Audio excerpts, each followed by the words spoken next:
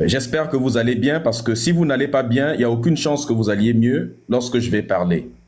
Donc si vous avez un Doliprane, prenez déjà. Si vous êtes chrétien, prenez déjà la Bible à côté de vous parce que ça va chauffer. Alors, disons les choses clairement. Je les vois monter et commencer à dire shalom déjà. Tu commences déjà à dire shalom. C'est en hébreu déjà. Tu me salues en hébreu. L'hébreu, c'est la langue qui est parlée dans quel endroit en Afrique? L'hébreu, c'est une langue juive. Tu as déjà vu un juif te saluer en Bambara? Un juif te saluer en Kikongo, un juif te saluer en Wolof. Vous avez déjà vu ça où? Vous avez déjà vu un juif vous dire bonjour en Soninké ou un arabe te dire bonjour en Bamileke? C'est toujours vous qui allez saluer les gens dans les langues des autres. Vous nous parlez de vrais pasteurs et puis de faux pasteurs. Je vous défie de me dire qui est vrai pasteur. Les vrais pasteurs, ça n'existe pas. Tous les pasteurs sont des voleurs, des marmailleurs, des menteurs. Je mets au défi un pasteur de monter ici, là je vais le mettre en caleçon. Vos histoires de vrais pasteurs, ça n'existe pas. Il n'existe aucun vrai pasteur. Tous sont des voleurs, des menteurs, des malades mentaux qui font passer leur mythomanie pour de la vérité. Et qui sont là en train de vous manipuler matin, midi et soir. Je répète, il n'existe aucun vrai pasteur qui reçoit un message de Dieu, qui discute avec Dieu, qui est en lien avec Dieu, ça n'existe pas. S'il y a un pasteur qui a déjà vu Dieu, c'est que c'est un malade mentaux, il a fumé des choses. Et vous suivez des malades mentaux matin, midi et soir. Vos pasteurs sont des chômeurs. Je vais vous expliquer qui sont, je vais vous faire la carte d'identité de ces gens-là. À l'origine, ce sont des chômeurs, des gens qui ont raté leurs études. Parce qu'ils ont raté les études, ils s'accrochent sur la branche du christianisme. Donc ça veut dire que tous les pasteurs, c'est à l'origine des gens qui viennent toujours avec un vélo pédalé.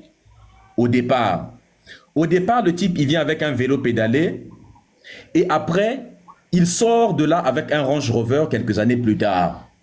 C'est un investissement qui est très facile à faire. Il vient avec sa Bible sous l'épaule, avec des chemises froissées. Tu sais, les chemises des pauvres, chemises froissées avec un pantalon troué. Il vient vous expliquer Dieu existe, qu'il y a des miracles. Ils viennent toujours comme ça, avec un visage, un ange, avec beaucoup de cheveux sur la tête, mal rasés. Avec la barbe, on dirait un couetou mal rasé. On connaît comment ils viennent toujours au départ. Et il vient toujours derrière une maison, il vient derrière la maison ou bien derrière une cave, c'est là qu'il installe sa première église. Et c'est toujours les femmes qu'il va aller séduire en premier parce que les églises sont toujours remplies au départ par des femmes qui vont ensuite amener des enfants.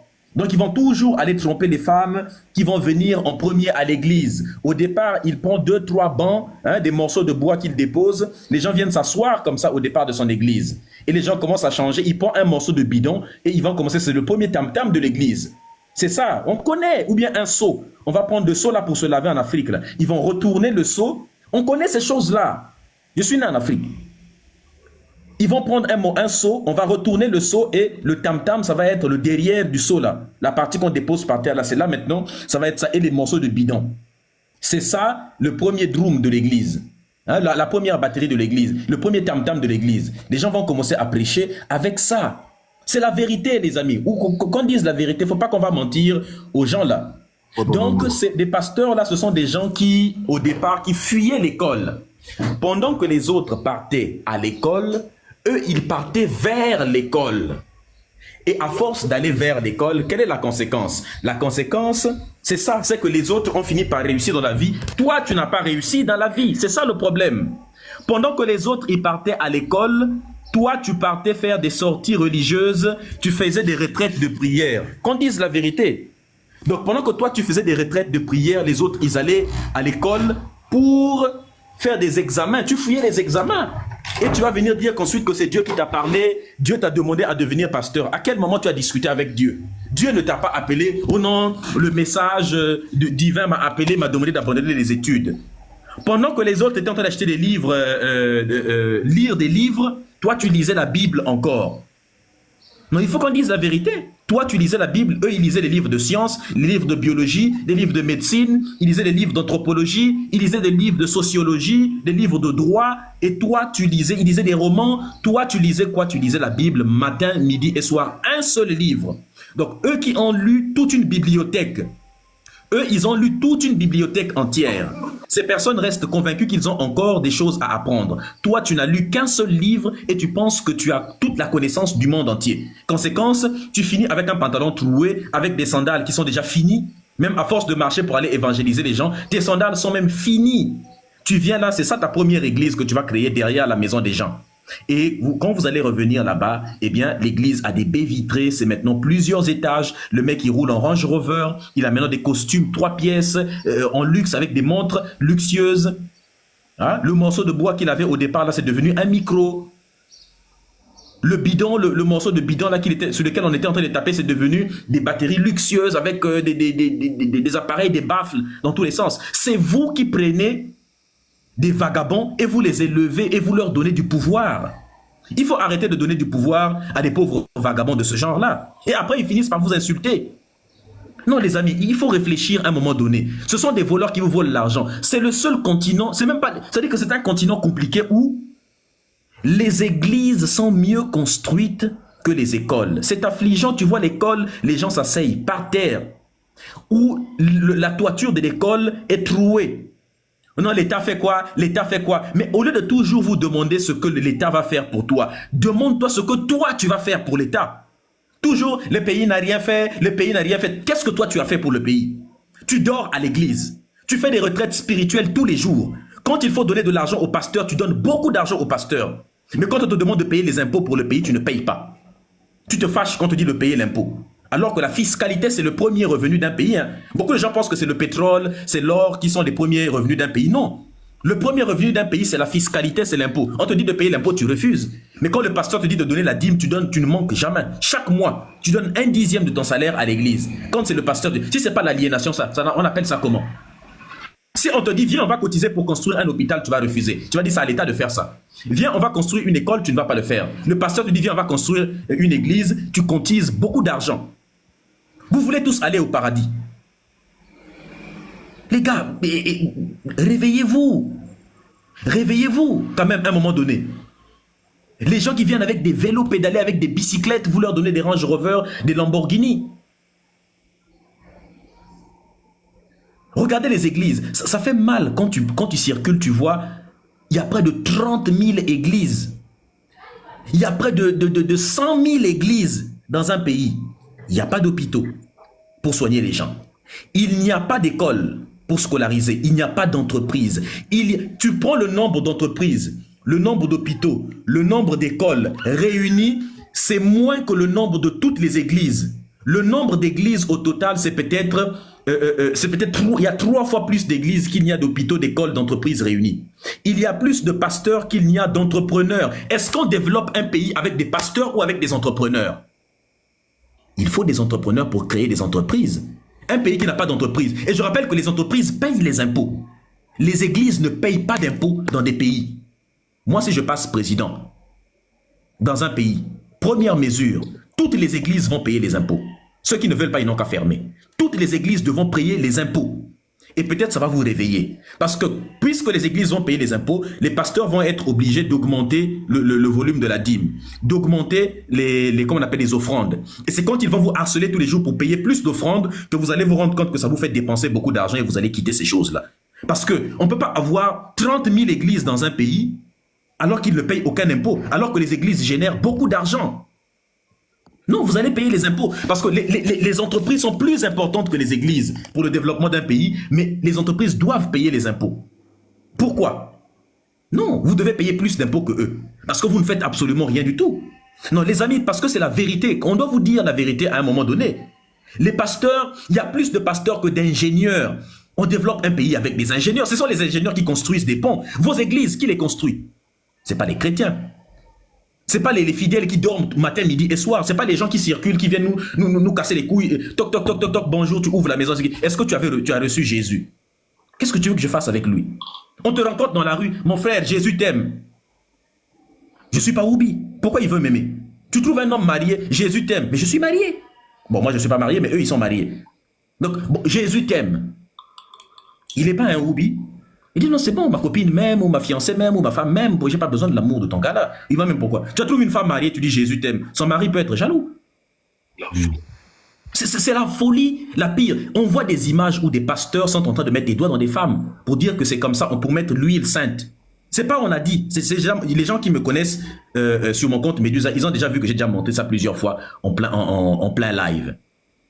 Des pasteurs prennent des bassines en plein milieu d'église en train de laver des mamans des gens, des sœurs des gens, et l'autre à côté, son acolyte, en train d'enduire l'huile de massage dessus. Qu'est-ce qui vous est arrivé, femmes africaines? Vous êtes des femmes valeureuses. Dans l'histoire, vous avez été des reines, des puissantes impératrices. Vous avez conquis, hein?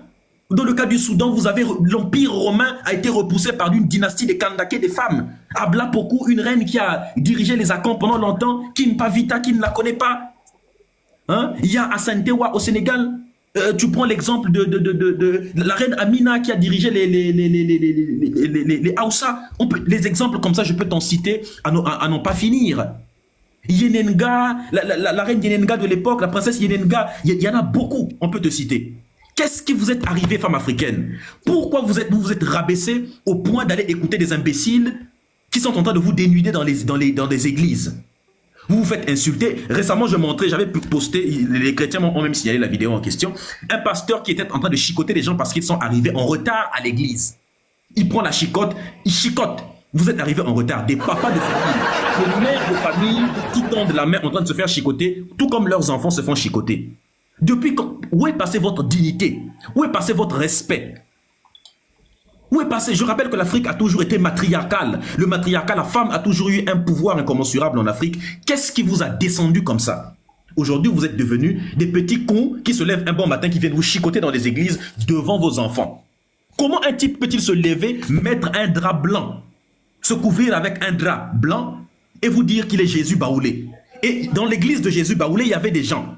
Des mamans, des papas de famille là-bas ont écouté un type qui leur dit que lui, il est Jésus, bénédiction -1, -1. Et ils étaient là toute la journée. Donc on a l'impression que je peux faire tout. C'est-à-dire que je peux me lever, un vagabond peut se lever comme ça, mettre un drap blanc, venir vous dire qu'il est le Jésus, le nouveau Dieu qui vient de se réincarner. Vous le suivez. Et vous voulez, et si on vous dit ça, vous allez nous dire que nous, on est mauvais, qu'on est des gens mauvais, on n'est pas là, on est des haineux, on a la haine. De quelle haine? C'est parce qu'on vous aime, qu'on a pitié de vous. Celui qui aime bien châtie bien. On est obligé de châtier un petit peu parce qu'on vous aime. On ne veut pas vous voir dans ce genre de situation-là. Regardez un peu ce genre de problème, les amis. Il y a plus de pasteurs que de médecins. Les médecins sont là. Mais combien de gens font des études de médecine? Il y a plus de pasteurs que d'enseignants. On a besoin d'enseignants dans les écoles. Il y a plus de pasteurs que d'enseignants et de médecins. Depuis qu'il y a plus de pasteurs, est-ce que le continent se développe? Les amis, c'est une escroquerie. La dîme, les offrandes, vous en donnez beaucoup. Au Nigeria, il y a un type, je l'avais même déjà rencontré une fois, il a créé une des églises les plus puissantes d'Afrique, ça s'appelle Chapelle des Vainqueurs. Alors, quand j'ai vu son église au Nigeria, quand j'y étais, je n'y croyais pas. J'étais parti là-bas, je voulais le voir de mes propres yeux. Ce monsieur-là a créé une église qui est équivalent de 3 stades de football réunis. Quand il prêche, il s'appelle David Oyedepo. Il y a même des gens qui disent oui, je les ai vus dans les commentaires. Donc ce que je dis, c'est vrai. Corolet, quand il prêche dans son église, non, tout le monde ne peut pas le voir. Il est obligé de mettre comment on appelle ça, des grands écrans, des projecteurs. Il descend des espèces de nappes blancs là, et on fait des projecteurs parce que tout le monde ne peut pas le voir dans l'église. L'église est tellement balèze. Ce type-là, il est devenu puissant, riche, il se déplace en jet privé avec ça. Avec toute l'éloquence que j'ai, sans vouloir me vanter. Je pense que je vais devoir peut-être recréer une nouvelle église. Parce que si je crée l'église, imagine tout ce que je faisais là, toutes mes connaissances. Avec toutes les connaissances, tous les livres que j'ai lus. Bon, imagine que j'utilise ça pour marmailler. Mais ça va être puissant. J'utilise ça pour la marmaille, je peux toujours prendre 2-3 des connaissances scientifiques que j'ai, je peux toujours bricoler 2-3 découvertes scientifiques pour dire que, regardez, c'est le miracle de Dieu. Je peux me servir de la biologie pour montrer que, regardez, la biologie cellulaire, par exemple, pour montrer, regardez à quel point la cellule, elle est précise, voilà, la mitochondrie, ainsi de suite, c'est le miracle de Dieu. Je peux aller regarder tel animal, la biologie qui fait ceci, voilà, la zoologie, les miracles de Dieu, la botanique. Voilà, j'en peux parler, non? Attends, faut pas être pressé comme ça. Tu es pressé comme une éjaculation précoce. Calme-toi, mon frère. Ça va venir petit à petit. Pas ton frère, mon frère. Je suis pas ton frère. C'est pas grave. Si tu n'es pas mon frère, c'est pas grave. Mais moi, je te considère quand même comme mon frère. Donc, c'est vous qui faites. Après, vous allez dire que c'est nous qui sémons la division. Hein, vous voyez, non? Donc, les amis, Vous allez développer vos pays comment quand vous dormez H24 dans l'église à attendre le retour de Jésus. Jésus, il était où quand on génocidait les Noirs? 400 à 500 ans d'esclavage, Jésus n'est pas venu. Pourquoi tu penses qu'il va venir maintenant? Nous avons subi la colonisation, on a brûlé les gens. Au Cameroun, les Français ont balancé le napalm sur les Bassa et les Bamileke. Jésus était où? Pourquoi il n'est pas venu? Il y a eu la guerre du Biafra. 1 500 000 morts. Il était où Jésus? À Madagascar, les Français balançaient les gens depuis les avions, depuis le haut des avions jusqu'à ils tombent dans la mer. Où est-ce qu'il était? Jacques Foccart a sémé beaucoup de troubles, les coups d'État en Afrique a tué beaucoup de personnes. Au Congo, l'entreprise Total a volé des tonnes de pétrole et quelqu'un disait qu'il était congolais tout à l'heure là. Les Français ont volé des tonnes et des tonnes de pétrole qui quittaient le port de Pointe-Noire, la mer de Pointe-Noire jusqu'en France sans être déclaré. Il était où? L'entreprise Total a armé les gens et a déclenché une guerre dans le pays qui a fait plusieurs centaines de milliers de morts. Où est-ce qu'il était Jésus? En Amérique, les Blancs ont génocidé 95% de la population amérindienne, toute américaine du nord et du sud de l'Amérique. Et ils ont déversé des maladies volontairement là-bas. Il était où Jésus? Pourquoi tu penses qu'il va venir maintenant? Actuellement, au moment où je te parle, les Palestiniens meurent. Jésus, il est où? Les églises sont brûlées dans des pays arabes. Jésus, il est où? Actuellement, au Soudan, il y a un génocide, personne n'en parle. Le Congo, la République démocratique du Congo a subi et continue à subir le plus grand génocide de tous les temps depuis la fin de la Deuxième Guerre mondiale jusqu'à aujourd'hui. 30 millions de morts. Où est-ce qu'il est Jésus? Et vous demandez aux gens au Congo de prier. Et tu vois des églises. Au Congo, il y a plus d'églises que n'importe quelle autre institution. Il est où? Pourquoi vous pensez qu'il va venir maintenant? Il ne vous aime pas. S'il vous aimait, il allait venir. Et vous continuez à leur prêcher, continuez. Pourquoi les Congolais et les Congolais aujourd'hui lèvent des drapeaux pour Israël? Dan Gettler est en train de voler les diamants du Congo. Israël est l'un des pays les plus grands exportateurs de diamants au monde. Leur revenu, c'est pas de 30 millions, pas de 10 milliards, pardon, de recettes de diamants. Il n'y a même pas un caillou de diamant dans le sol que quelqu'un vient de me démontrer ici, là, que le sous-sol israélien comporte des diamants. Il n'y en a pas. Merci, et dans des églises congolaises. Voilà. Attends, je vais chuter. Voilà. Dans des églises en République démocratique du Congo, les gens mettent des drapeaux d'Israël. Et ils disent même qu'ils sont des juifs noirs. Et ils ont tous des noms, ils s'appellent Meshach, ils s'appellent Nebuchadnezzar, ils s'appellent Moïse, ils s'appellent Abraham. Ils ont tous leurs noms. Personne ne s'appelle Kimbangu, je sais pas quoi, des noms congolais. Personne ne prend des noms congolais. Personne ne s'appelle Massamba. Aucun juif ne porte un nom congolais. Tous les Congolais ont des noms juifs. Si ce n'est pas la colonisation, dites-moi, je vais chuter avec un truc, les amis. Depuis que vous lisez la Bible, qu'est-ce qui s'est développé? Qu'est-ce que le christianisme a apporté en Afrique que les Africains ne connaissaient pas avant l'arrivée du christianisme et que les Africains n'auraient pas pu avoir sans cette religion? Rien du tout. L'Église catholique est l'un des plus grands propriétaires terriens d'Afrique. Depuis la colonisation, ils ont occupé des terres qu'ils n'ont jamais achetées. Vous ne leur faites même pas acheter ces terres-là. C'est-à-dire qu'ils ont pris des terres pendant longtemps. L'Église catholique, ils abusent des enfants. 300 000 enfants sont déjà passés entre les cuisses des prêtres. Les pasteurs abusent des femmes, même des enfants.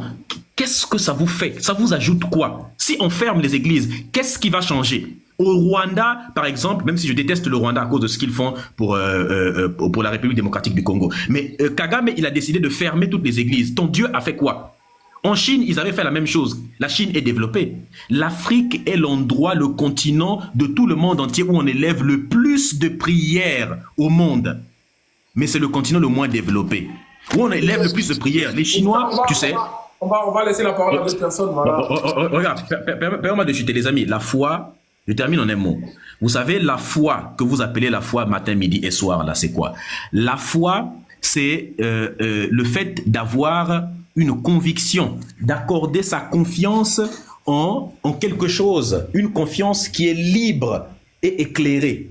La foi, c'est le fait de choisir de manière libre et éclairée, de façon intime, de façon personnelle, de se lier, c'est-à-dire de façon avec le libre arbitre, de suivre quelque chose. Mais tu ne peux pas suivre quelque chose quand ton choix et quand ton Dieu te dit que heureux ceux qui ont cru sans avoir vu, ou quand il te dit que heureux sont les pauvres d'esprit. Les pauvres d'esprit, ce sont les idiots. Il ne faut pas être pauvre d'esprit et idiot, les amis. Soyez intelligents et revenez à votre source. Ok, merci, le moi, Magdalena, je pense à lui.